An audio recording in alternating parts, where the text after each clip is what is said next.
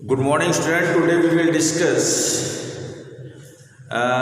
one of the most important topic of administrative law, rule of law. आज के lecture में मैं प्रशासनिक विधि का सबसे रुचिकर और सबसे महत्वपूर्ण जो विषय है रूल ऑफ लॉ पर चर्चा मैं करूँगा। रूल ऑफ लॉ, इसकी हिंदी है विधि का शासन। जरा शब्द पर गौर करिए, शासन किसका होगा? विधि का होगा। Means no individuals rule self prevail, किसी व्यक्ति का शासन नहीं होगा। Rule of law, it is very important and very basic spirit of the constitution of India. अब भारत के संविधान का भी एक बहुत महत्वपूर्ण, हम कह सकते हैं, एक विषय है। यह संविधान की आत्मा के रूप में भी अगर हम कहें तो बुरा नहीं होगा। डायसी ने क्या कहा है रूल ऑफ लॉ को लेकर? Rule of law according to Dicey, it is the very basic feature of the constitution of England. England का यह एक महत्वपूर्ण बेसिक फीचर्स है। और Edward Coke is consider as the origin master of this principle of rule of law. विधि के शासन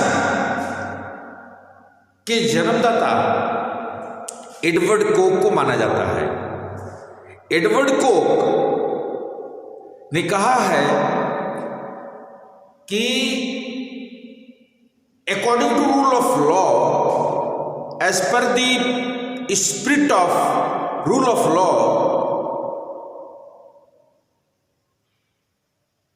the arbitrariness, मनमानापन, जिसको arbitrariness shall not prevail at any cost when the rule of law shall prevail in any country।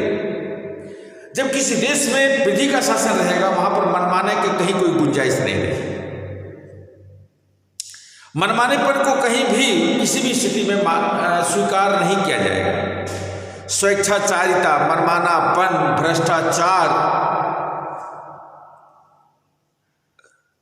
किसी भी प्रकार का पक्षपात, किसी भी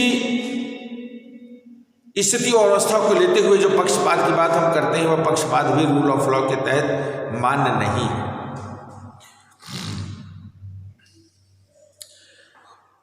एडवर्ड कोक ने कहा कि king must be under the God and law. Even the king must be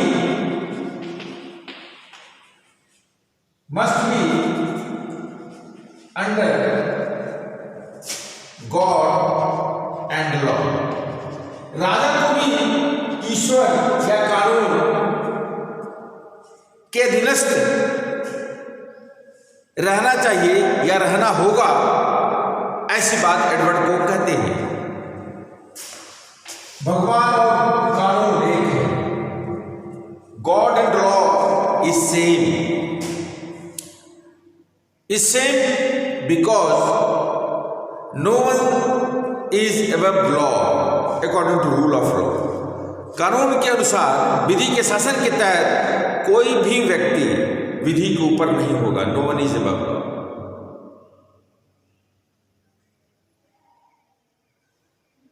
Even it shall be material that how the wealthy that particular person is। एक व्यक्ति के पास कितना धन है यह महत्व नहीं रखता है विधि के शासन के तहत। एक व्यक्ति किस पद पर है इसका भी महत्व नहीं रखता। विधि के शासन के तहत everyone is equal in the eye of law. प्रत्येक व्यक्ति कानून की नजर में समान है। And no one is above law, कोई भी व्यक्ति कानून के ऊपर नहीं है। And everyone shall be treated as per the provisions of the law, as per the provisions of the ordinary law, as per the provisions of the Constitution of India. किसी भी व्यक्ति को, कोई भी व्यक्ति को नियंत्रित किया जाएगा, किसी भी व्यक्ति को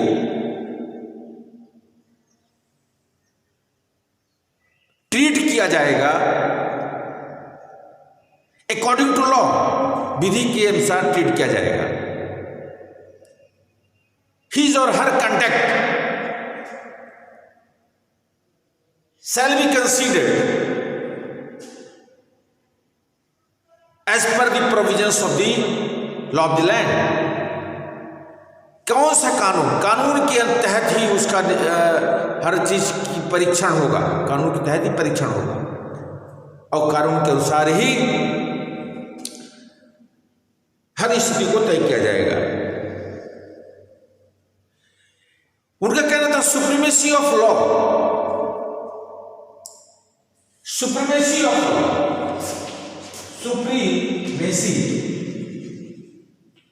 supremacy of law shall always prevail, shall always prevail over executive, over executive. Even कार्यपालिका पर भी विधि के शासन के तहत ही, विधि के तहत ही सब कुछ निस्तारित किया जाएगा. Arbitrariness, there shall be a minimum chance of arbitrary activities. Arbitrariness, मनमानेपन को एकदम कम से कम मत दिया जाएगा. मनमानेपन की कहीं कोई गुंजाइश नहीं रहेगी, कोई व्यक्ति मनमाना कार्य नहीं करेगा. Basically, according to the rule of law, the three things must be considered. Supremacy of law, absolute supremacy of law, absolute supremacy of law, supremacy of law. Number one, equality before the law,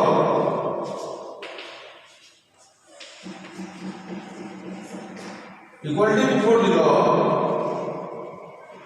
and equal protection of laws, equal protection of law. Number three, rule of law. Number three,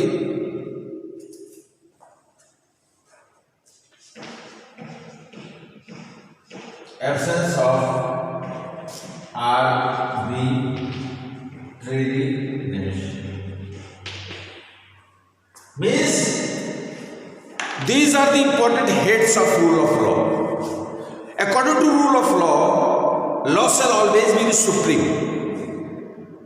Any dispute, any issue, any matter shall be disposed of according to the rule of law, according to the provisions of the ordinary law of the land. किसी भी समस्या का निस्तारण, किसी भी विषय का निस्तारण, कोई भी विवाद का निस्तारण हमेशा कानून के मद्देनजर ही किया जाएगा, कानून के बंधों के अनुसार ही किया जाएगा, जो देश का कानून हो उसके अनुसार किया जाएगा. व्यक्ति का शासन नहीं रहेगा, विधि का शासन रहेगा. सब कुछ, किसी भी अपराध का निस्तारण विधि सम्मत होगा, according to IPC, according to CrPC, जो आपका प्रोविजन उसके तहत होंगे, अकॉर्डिंग टू एविडेंस एक्ट के तहत होगा.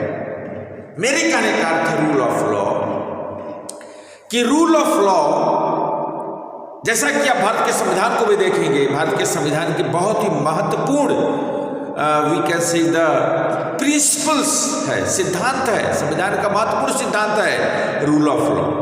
भारत में भी रूल ऑफ लॉ है. आप देखते होंगे भारत में चाहे जमीन का विवाद हो, चाहे एक्सीडेंट का विवाद हो, चाहे अपराध या हत्या का मुकदमा हो, चाहे टॉर्ट का विषय हो, चाहे कोई परिवार न्यायालय का विषय हो, व्यक्तिगत जो विषय होते हैं, पर्सनल लॉज रिलेटेड जो विषय हैं, चाहे किसी भी प्रकार का विषय, महिला से संबंधित विषय हो, चाहे बाल संबंधित विषय हो, विवाद हो, अपराध हो, सारे अपराधों का निस्तारण कानून के तहत ही किया जाएगा। और मैं आपको एक चीज और बता देना चाह रहा हूं कि सभी विषयों पर विधि है, कानून है। अगर कोई व्यक्ति किसी को अपशब्द कहता है, उसका भी इंडियन पिनल कोड में धारा है। मेरे कहने का अर्थ है सभी विषयों पर विधि है।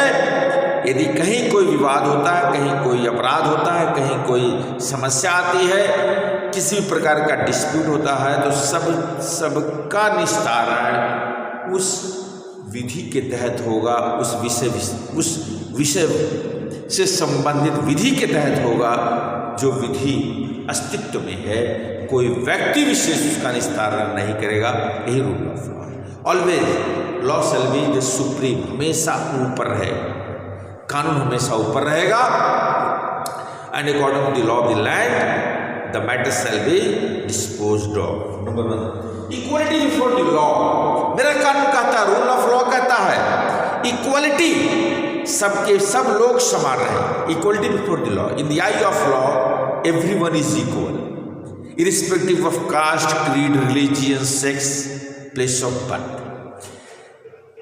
सभी व्यक्ति समान हैं और समानता को ध्यान में रखते हुए काम किया जाएगा और सभी व्यक्तियों का समान संरक्षण प्रदान किया गया है। सभी व्यक्तियों को समान संरक्षण उपलब्ध करवाया गया है विधि के शासन के तहत। और तीसरा है एब्सेंस ऑफ आर्बिट्रीनेस, किसी भी प्रकार का कोई भी मनमानापन नहीं चलेगा। जो भी आपको विवेकाधिकार प्रदान किया गया है प्रशासनिक विधि के तहत, कानून के तहत, तो वह जो डिस्क्रिशनरी पावर है, आपका विवेकाधिकार है, वह विवेकाधिकार हमेशा पब्लिक इंटरेस्ट में ही लगेगा, पब्लिक इंटरेस्ट में ही लगना चाहिए, प्रयोग करना चाहिए। अन्यत्र यदि अपने लाभ में आप प्रयोग करते हैं तो इस पर भी संज्ञान लिया जा सकता है और डिस्क्रिशनरी पावर के मिसयूज में एक्शन भी लिए जा सकते हैं। विवेकाधिकार के दुरुपयोग में आपके विरुद्ध लीगल कार्रवाई हो सकती है, संपादित हो सकती है कोर्ट में। तो किसी भी प्रकार का कोई भी मनमानापन नहीं चलेगा, रूल ऑफ लॉ रहेगा। भारत में आप देखेंगे, भारत का प्रधानमंत्री हो, चाहे राष्ट्रपति हो, चाहे गवर्नर हो, चाहे मुख्यमंत्री हो, चाहे कैबिनेट मिनिस्टर हो केंद्र का, चाहे राज्य का, चाहे राज्य मंत्री हो, चाहे IAS ऑफिसर्स हो, चाहे PCS ऑफिसर्स हो, सभी लोग कानून के तहत ही कार्य करेंगे। कानून से हटकर कोई भी व्यक्ति कार्य नहीं करेगा। भारत के संविधान में डेमोक्रेसी की बात की गई है, प्रजातंत्र की बात की गई है और प्रजातंत्र में भारत के प्रधानमंत्री से लेकर और IAS और PCS ऑफिसर्स, मुख्यमंत्री लेकर ये सारे लोग जो हैं they are considered as the public servant. ये जन कल्याण में लोक कल्याणकारी व्यवस्था को कितना सुदृढ़ किया जाए, कितना मजबूत किया जाए और सरकारी जो मशीनरीज हैं ज़्यादा से ज़्यादा लोक कल्याणकारी कार्य में लगे रहेंगे। रूल ऑफ लॉ मेरा यही कहता है। अगर कोई भी भारत के संविधान से बढ़कर कोई दस्तावेज नहीं है। प्रत्येक भारतीयों के लिए भारत का संविधान यह एक भारतीयों के लिए धार्मिक ग्रंथ की किताब है। भारतीयों के लिए बात मैं कर रहा हूँ, हिंदू मुस्लिम की बात मैं नहीं कर रहा हूँ। भारत में यदि पत्ता भी हिलेगा तो संविधान के सम्मत ही हिलेगा। आप देखिए, चुनाव हर 5 साल बाद होगा। दुनिया की कोई भी ताकत इस चुनाव को नहीं रोक सकती है। प्रधानी का चुनाव भी 5 साल बाद ही होगा, 5 साल में ही होगा। प्रधानमंत्री चुनकर ही आएगा, इस व्यवस्था को कोई नहीं बदल सकता है। ये सारी बातें संविधान में निहित हैं। तो rule of law means ordinary law of the land. It may includes संविधान, constitution of India, IPC, CRPC, evidence, Hindu law, Muslim law, contract, tort, constitution, criminology, penology, medical jurisprudence, whatever the subjects. मेरे कहने का अर्थ है rule of law Bharat में भी है, भारत में कानून रूल ऑफ लॉ के तहत ही हर चीज़ का निस्तारण होता है। तो हमें पूरा विश्वास है कि आप लोग आज मेरे लेक्चर से लाभान्वित होंगे। Thank you very much. See you again.